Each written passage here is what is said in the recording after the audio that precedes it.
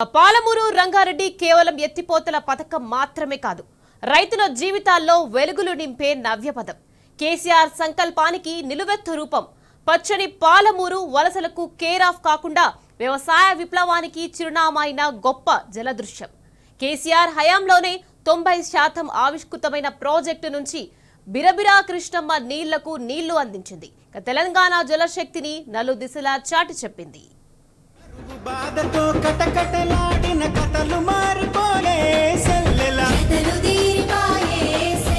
గూడు చెదిరిన పక్షులన్నీ ఒక నీడ చేరనమ్మో సెల్లెల ఊరు విడిసిన సోర పిల్లలు ఊరికి వచ్చిరమ్మో సెల్లెల ఎండిపోయిన సేతారాలు పండుగైన యమ్మో సెల్లెల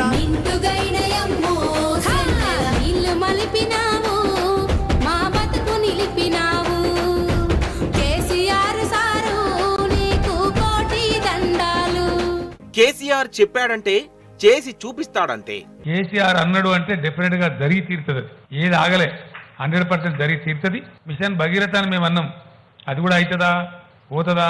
ఇప్పుడు అంతా గుడ్లు తేలేసి కళ్ళప్పగించి చూస్తా ఉన్నారు. ఎంత జరిగిందో, ఏ విధంగా జరిగిందో చూస్తా ఉన్నారు. సో ఈ ప్రకారంగా బ్రహ్మాండంగా పాలమూరు ప్రజలు మాకు ఇచ్చినటువంటి బలాన్ని మళ్ళీ వాళ్ళకి సేవ చేసి వాళ్ళ రుణాన్ని తప్పకుండా తీసుకుంటాం. ఈ హామీ రాష్ట్ర ముఖ్యమంత్రిగా పాలమూరు ప్రజలకు నేను ఇస్తా ఉన్నాను.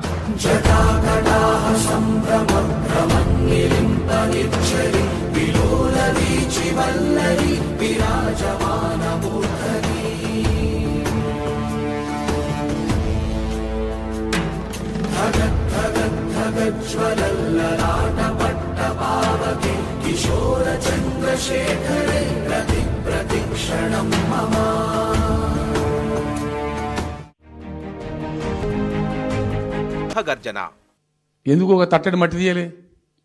ఎవరు నిరోధించిన మిమ్మల్ని? ఎవరు అడ్డుపడ్డారు? మీకు ఎవరు కట్టేసారు మీ కాళ్ళను?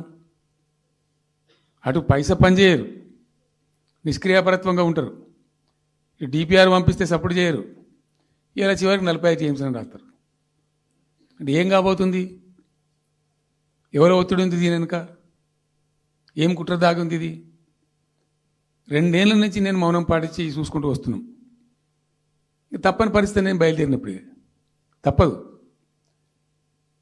అటు కేంద్రాన్ని ఎక్స్పోజ్ చేస్తాం, ఇటు రాష్ట్రాన్ని ఎండగడతాం ప్రజల మధ్యలో ఖచ్చితంగా.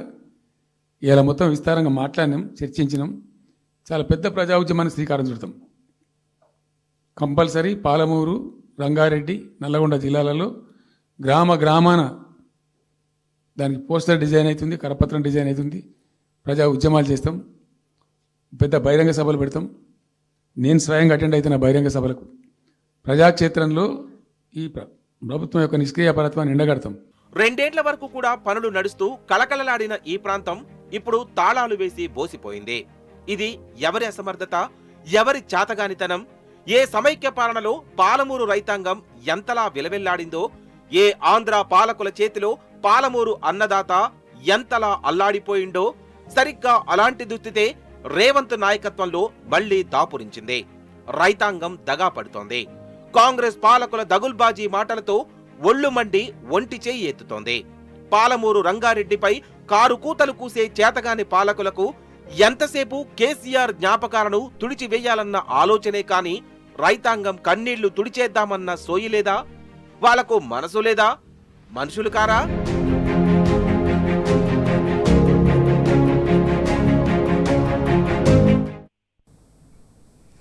పాలమూరు రంగారెడ్డి ప్రాజెక్టు తెలంగాణ సాగునీటి రంగ చరిత్రలో సువర్ణాధ్యాయం. వలసలతో విలపించిన పాలమూరును పాలు పొంగే జీవగడ్డగా మార్చిన ఘనత కేసీఆర్ది.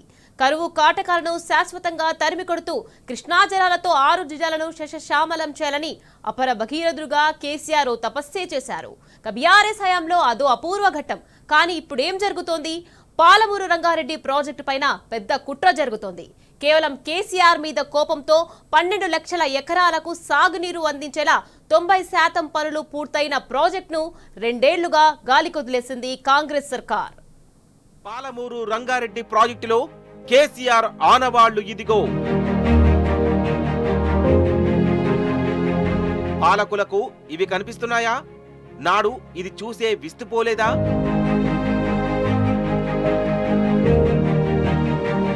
ఉమ్మడి మహబూబ్ నగర్, రంగారెడ్డి జిల్లాలో 12.3 సాగునీరు, 1226 గ్రామాలకు త్రాగునీరు అందించే పాలమూరు రంగారెడ్డి ప్రాజెక్టు పూర్తయింది ఎవరి హయాంలో? మిస్టర్ రేవంత్. నాగర్ కర్నూలు జిల్లా నార్లాపూర్ ఇంటెక్ వద్ద నాటి ముఖ్యమంత్రి హోదాలో కేసీఆర్ ప్రారంభించిన జ్ఞాపకాలు మర్చిపోయావా? మతిమరిపొచ్చిందా? జరిగిన తప్పంతా కేసీఆర్ హయాంలోనే అని ఎందుకు? కుంకి కరువు నేలను అలుముకున్నదన్నో సెల్లెల అలుముకున్నదమ్మో సెల్లెల గలగల సవ్వడితో కృష్ణమ్మ గలుమ కాడికొచ్చే. మేమేమో 7 అనుమతులు తెచ్చినాం, మీరు ఒక్క అనుమతి తేలేదు, డిపిఆర్ మాత్రం వాపస్ తెచ్చుకున్నారు. ఇవాళ డిపిఆర్ వాపస్ తెస్తే మరి ఈ అనుమతులు ఎట్లా వచ్చినాయి మా హయాంలో? ఎందుకు మాట్లాడతావు ఉత్తమ్ కుమార్ రెడ్డి? సగం సగం వాపస్ వెంటనే 3 రోజుల్లో కేసీఆర్ గారు మాట్లాడడం, ఇరిగేషన్ సెక్రటరీ పోవడం, ఒప్పించి మెప్పించి అనుమతుల ప్రక్రియను మేము కొనసాగింపజేసినాం కదా. మరి మీరేం చేసిండ్రు? మీరు నోర్లు మూసుకున్నారు. ఇవాళ మీ డిపిఆర్ వాపస్ వచ్చి ఇప్పటికీ 7 నెలల 7 నెలల నుంచి ఎందుకు నోరు మెదుపుతలేరు మీరు? ఇవి 5/5/2025 కాంగ్రెస్ ప్రభుత్వం వచ్చినాక ఇది డిపిఆర్ పాలమూరు రంగారెడ్డి డిపిఆర్ను వాపస్ పంపుతూ కేంద్ర ప్రభుత్వం రాసిన లేఖ. 5th May 2025 పాలమూరు డిపిఆర్ వాపస్ వచ్చిన లేఖ ఇది. మీరు డిపిఆర్ వాపస్ వచ్చి ఇప్పటికి 7 నెలల 7 నెలల నుంచి ఎందుకు పెదవులు మూసుకున్నారు? 2 సంవత్సరాల కాంగ్రెస్ పాలనలో ఒక్క అనుమతి కూడా ఎందుకు తేలేదు? మేము 7 అనుమతులు తెచ్చాం కదా, మీరు ఒక్క అనుమతి అన్న తెచ్చిండ్రా? అనుమతులు తేలేదు కానీ డిపిఆర్ వాపస్ తెచ్చారు. ఇగో ఇది this is the letter 5/5/2025. Palamuru Rangareddy ఎత్తిపోతల పథకం మీద నిజాలు తెలుసుకున్న ఇరిగేషన్ మంత్రి ఉత్తమ్ కుమార్ రెడ్డి ఈ ప్రాజెక్టును సందర్శించి ఆశ్చర్యపోలేదా? లిఫ్ట్ ఇరిగేషన్ ప్రాజెక్టు 20% పనులు కూడా కాలేదని అబద్ధాలు చెప్పిన కాంగ్రెస్ నాయకులు స్వయంగా పరిశీలించి 90% పైగా పనులు పూర్తయ్యాయని తెలుసుకోలేదా? ఇవన్నీ నిజాలు కావా? నిజాలే అని తెలిసినా ఒప్పుకునే తెలివిలేదా? పాలమూరు పల్లెలను కృష్ణమ్మ పలకరించేలా, బీడు భూములు పచ్చని పొంట పొలాలతో కలకలలాడేలా, కరువు నేలపై కృష్ణా జలాలు పరవళ్లు తొక్కేలా చేసింది కేసీఆర్ కాదా? పాలమూరు పండుగ జరుపుకున్న రోజులు గుర్తులేవా?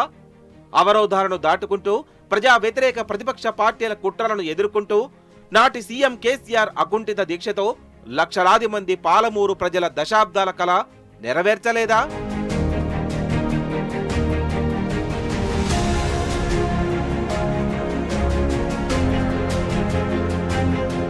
ఇదే పాలమూరు రంగారెడ్డి ఎత్తిపోతల పథకం ఉమ్మడి పాలనలో నిర్లక్ష్యానికి గురైంది.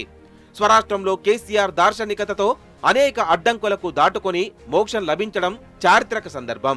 ప్రపంచంలోనే మరెక్కడా లేని అత్యంత భారీ పంపులతో నిర్మితమైన పాలమూరు రంగారెడ్డి ఎత్తిపోతల ప్రాజెక్టు ద్వారా దక్షిణ తెలంగాణ ప్రజల తాగునీరు, సాగునీరు అవసరాలు తీర్చాలన్నది కేసీఆర్ సంకల్పం.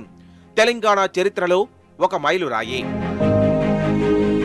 పూర్తయినాయి, మీరు కళ్ళారా చూసినారు. మేము ఎప్పటి నుంచో మొత్తుకుంటున్నాం. ప్రజలందరికీ తెలుసు, ఆ ప్రాజెక్ట్ పరిధిలో వచ్చేటువంటి ప్రజలందరికీ తెలుసు, రాష్ట్రంలోని ఇతర ప్రాంతాల ప్రజలకు తెలుసు, ఇంజనీర్లకు తెలుసు, మీడియాకు తెలుసు. 90% పైగా పనులు పూర్తయినటువంటి విషయం. మిగిలిన 10% పనులు పూర్తి చేయడానికే ఇప్పటిదాకా వృధా చేసినటువంటి ఈ ఏడాదిన్నర సరిపోలేదా? ఇంకో 2 ఏళ్ళు అంటేనంటే మీ ప్రభుత్వ కాలగమనం మొత్తం 3.5 ఏళ్ల కాలం, విలువైనటువంటి కాలం అంతా కూడా ఈ ప్రాజెక్టు పూర్తి చేయడానికే ఉన్నట్లు మీ వైఖరి అర్థమవుతా ఉంది. ఈ 10% పనులకు ఇంత ఇరేషనల్గా ఎట్లా? ఇదేం పద్ధతి? దేనికోసం మీకు ఇంత సమయం కావాలి? అసలు ఈ ఏడాదిన్నర పాలమూరు రంగారెడ్డి మీద కట్టడం అన్నేయకుండా, ఒక పని చేయకుండా పూర్తిగా నిర్లక్ష్యం చేసిన దానికి మీ మీ ఈ నిర్లక్ష్యపూరిత బాధ్యతను ఏమనాలి? ఎట్లా అర్థం చేసుకోవాలి ప్రజలు? ఏడాదిన్నరగా అసలు పని చేసుకోకుండా, చేపట్టకుండా, ముట్టుకోకుండా ఉండేటువంటి మీ వైఖరిని ఎట్లా అర్థం చేసుకోవాలి? అది చాలదన్నట్లు మళ్ళీ ఇంకా 2 ఏళ్ళ.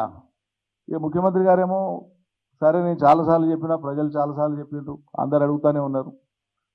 పాలమూరు బిడ్డ అని చెప్పుకుంటావు కానీ మరి పాలమూరు రంగారెడ్డి ఫలితాన్ని వేగంగా పాలమూరు ప్రజలకు ఇచ్చేటువంటి మనసు ఎందుకు రాదు, ఆలోచన ఎందుకు రాదు, చర్యలు ఎందుకు లేవు? ఇది మాతృద్రోహం కాదా? పాలమూరు బిడ్డది మాతృద్రోహం కాదా పాలమూరుకు అంటున్నా. ఏడాదిన్నరలో పూర్తి కావాల్సినటువంటిది ఏడాదిన్నర కాలంలో ఎప్పుడూ అయిపోవాలి. అయితే కేవలం ఆయింత వరకు కోసం మాత్రమే మీకు 2 ఏళ్ళు ఎందుకు పడుతుంది? మిగిలినటువంటి పనులన్నీ కూడా మీరు క్యాలెండర్ చేసి ఏ ఏజెన్సీ పరిధిలో ఎంతవరకు మిగిలి ఉంది, అది ఎన్ని రోజుల్లో అవుతుంది అనేటువంటిది క్యాలెండర్ చేసి ప్రభుత్వంలోకి వచ్చిన వెనువెంటనే కనుక ఈ పని ప్రారంభించి ఉంటే ఈ పాటికి ప్రజలకు ఫలితం వచ్చేది కదా. ఇప్పటికే ఎన్నికల తర్వాత వచ్చినటువంటి యాసంగి సీజన్ మిస్ అయినాం, పాలమూరు రంగారెడ్డి నీళ్లు. ఆ తదుపరి వానాకాలం సీజన్ మిస్ అయినాం, ఇప్పుడు మళ్ళీ యాసంగి సీజన్ కూడా అయిపోయింది. అంటే 3 సీజన్లు మీరు వచ్చినాక పాలమూరు రంగారెడ్డి నీళ్లు ఎన్నో కొన్ని ఇచ్చుకోవడం ప్రారంభిస్తే ఫలితం వచ్చేటువంటి దాన్ని కాలరాసిండు మీరు, నీళ్లు రాకుండా. ఇప్పుడు 5 రిజర్వాయర్లు మేము కంప్లీట్ చేసి, పంపింగ్ స్టేషన్లు కంప్లీట్ చేసి, సర్జ్ పూల్స్ కంప్లీట్ చేసి, టనల్స్ కంప్లీట్ చేసి, టవర్ లైన్స్ కంప్లీట్ చేసి, డ్రై రన్స్ కంప్లీట్ చేసి, మోటార్లు అయ్యి ఒకటి వెటరన్ కూడా కంప్లీట్ చేసినాక ఏడాదిన్నర కాలం ఏం చేయకుండా ఉండి ఇంకా 2 ఏళ్లకు మేము పూర్తి చేస్తామంటే ఈ నిర్లక్ష్యపు ధోరణి ఎవరి గొంతు పోయానికే. ఇప్పుడు అధికారం మదం తలకెక్కి అవన్నీ మరిచిపోయి మరుగుజ్జు మనస్తత్వంతో సంకుచిత భావనతో రేవంత్ ప్రవర్తిస్తున్న తీరును పాలమూరు ప్రజలు ఎండగడుతున్నారు. నల్లమల బిడ్డనంటూ పాలమూరు నా గడ్డ అంటూ తనను తానే పొగుడుకుంటున్న రేవంత్ పాలనలో పాలమూరు రంగారెడ్డి వట్టిపోతోంది. పల్లెల్లో సాగునీళ్లు లేవు, పట్నంలో తాగునీళ్లు లేవు. నాడు ఇంటింటికి నల్లా నీళ్లు, నేడు సాగు తాగునీళ్లు లేక జనం కన్నీళ్లు. కృష్ణా గోదావరి నదుల నిండా నీళ్లు పారుతున్నా వాటిని ఎత్తిపోయకుండా కక్ష కట్టిన కాంగ్రెస్ సర్కార్ కేసీఆర్ చేయాలన్న ఒకే ఒక్క కక్షతో పొలాలను ఎండబెడుతోంది. పాలమూరు రంగారెడ్డి పనులు పడావు పెడుతోంది. వెలవెలబోతున్న రిజర్వాయర్లు, చెరువులు, కుంటలు, అడుగంటుతున్న బోర్లు, పడావు పడ్డ పొలాలు ఇవన్నీ కాంగ్రెస్ సర్కార్ మోసానికి నిలువెత్తు సాక్ష్యాలు. వ్యవసాయానికే కాదు వ్యక్తిగత అవసరాలకు నీళ్లు లేవు. సాగునీళ్లను వదిలిపెట్టి తాగునీళ్లకు బలిపెడుతోంది ప్రభుత్వం. కాంగ్రెస్ పాపం ప్రజలకు శాపం కాదా?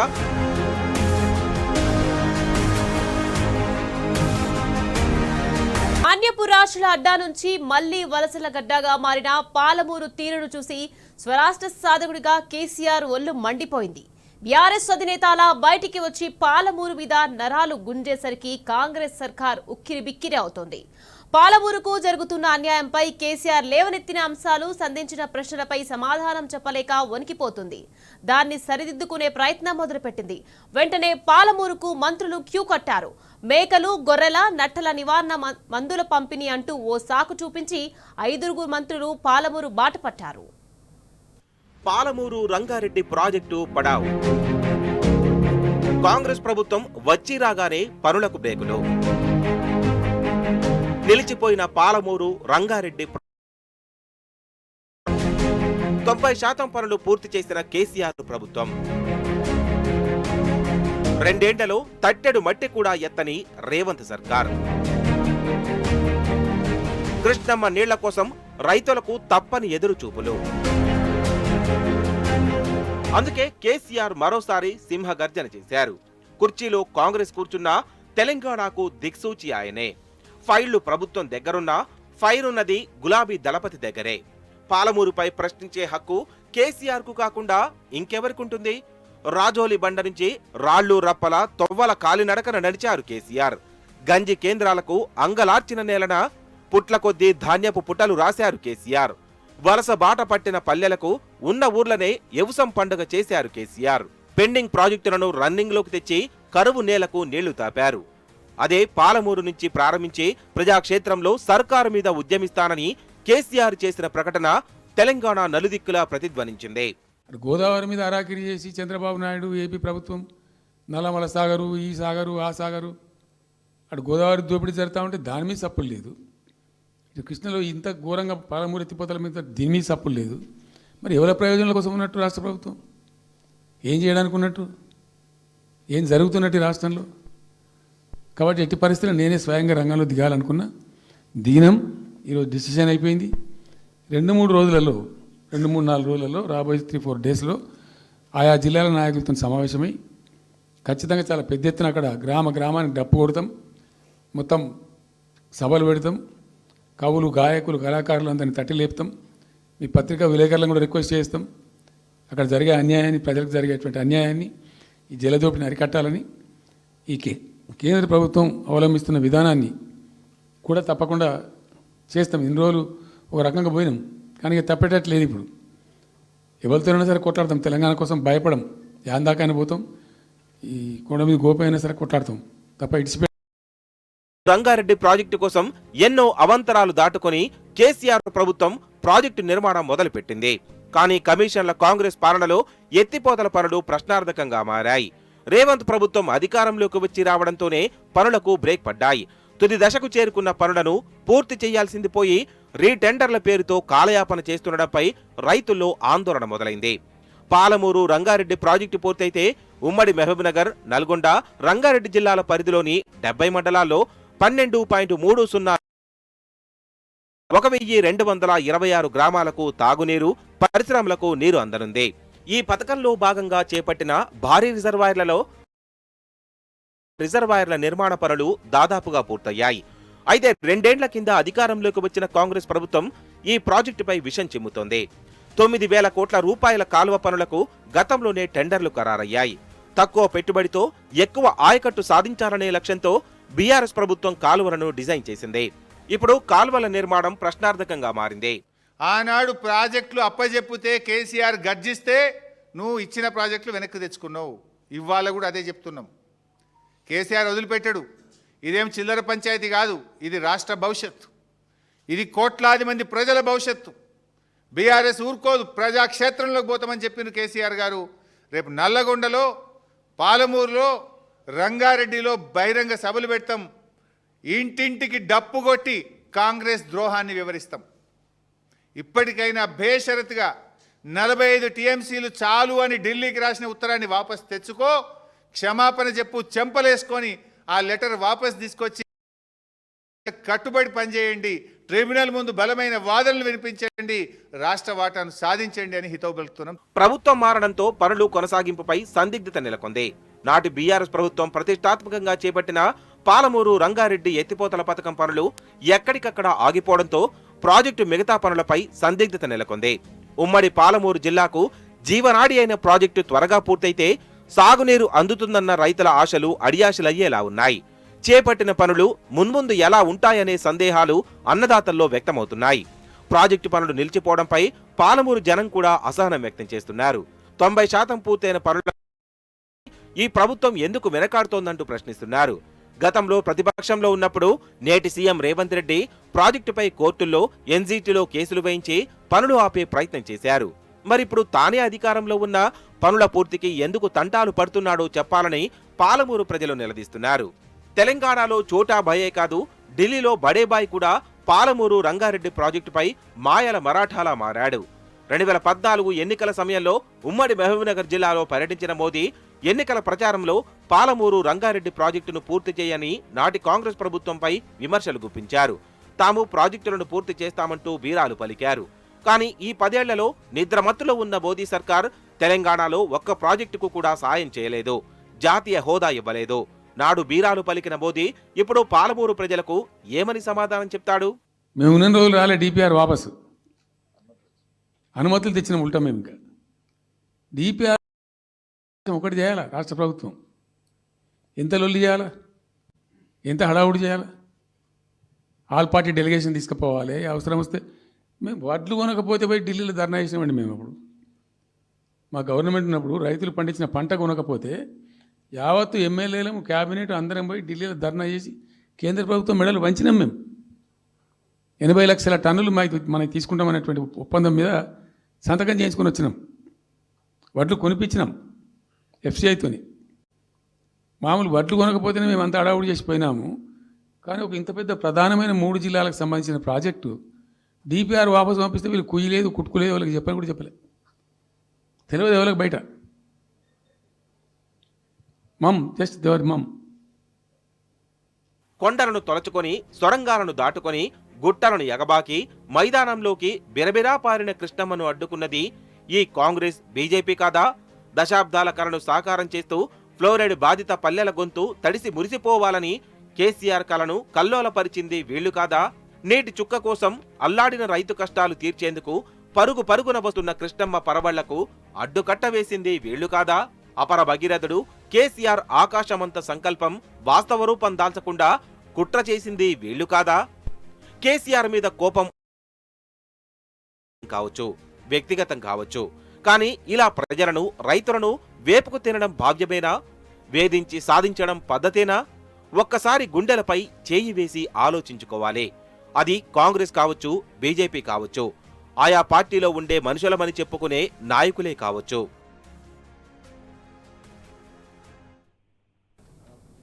ఏ నీటి కోసం ప్రజలు ఉద్యమించి తెలంగాణ తెచ్చుకున్నారో ఆ నీరే దారి మల్లుతుంటే కేసీఆర్ చేతులు ముడుచుకొని కూర్చుంటారా?